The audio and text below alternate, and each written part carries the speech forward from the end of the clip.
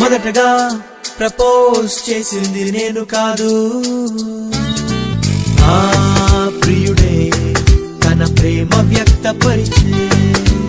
మొదటగా ప్రేమించింది నేను కాదు, నా యేసే తన ప్రేమ వ్యక్తపరిచే. కోరినాడు, పిలిచినాడు, నేను ఏదో మంచి వ్యక్తినైనట్టు.